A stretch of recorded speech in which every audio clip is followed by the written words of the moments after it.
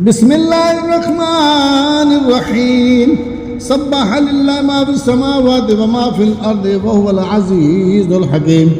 هو الذي أخرج الذين كفروا من أهل الكتاب من ديارهم لأول الحشر ما ظننتم أن يخرجوا وظنوا أنهم مانعتهم حصونهم من الله وأتاهم الله من حيث لم يحتسبوا وقذف في قلوبهم الرعب يخربون بيوتهم بأيديهم وأيدي المؤمنين فاعتبروا يا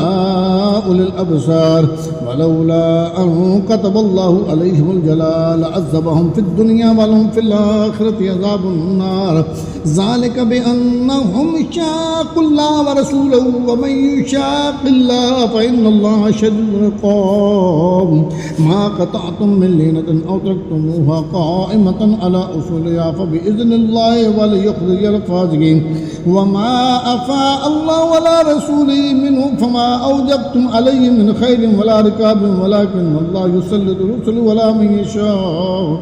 والله على كل شيء قدير ما أفاء الله ولا رسوله من أهل القرى فلله وللرسول ولذي القربى واليتامى والمساكين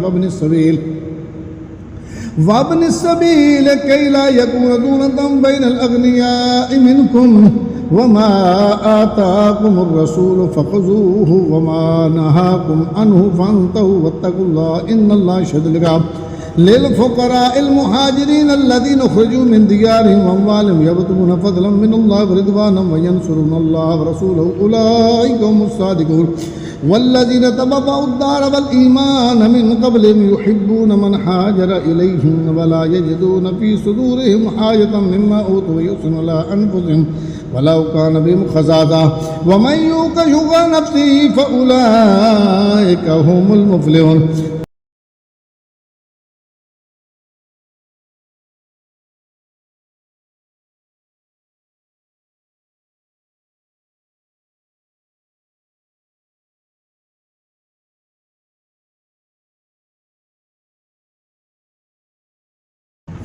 والذين جاءوا من بعدهم يقولون ربنا اغفر لنا ولإخواننا الذين سبقونا بالإيمان ولا تجعل في قلوبنا غلا للذين آمنوا ربنا إنك رؤوف رحيم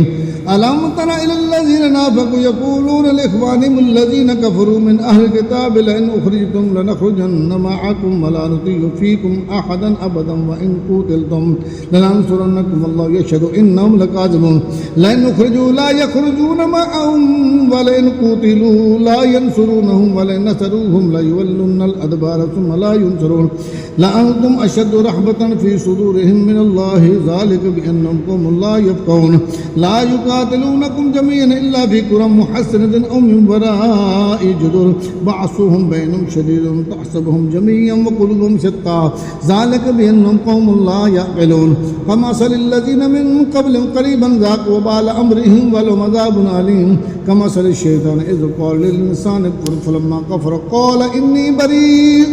منك إني أخاف الله رب العالمين فكان عاقبتهما أنهما في النار خالدين فيها وذلك جزاء الظالمين يا أيها الذين آمنوا اتقوا الله ولتنظر نفس ما قدمت لغد واتقوا الله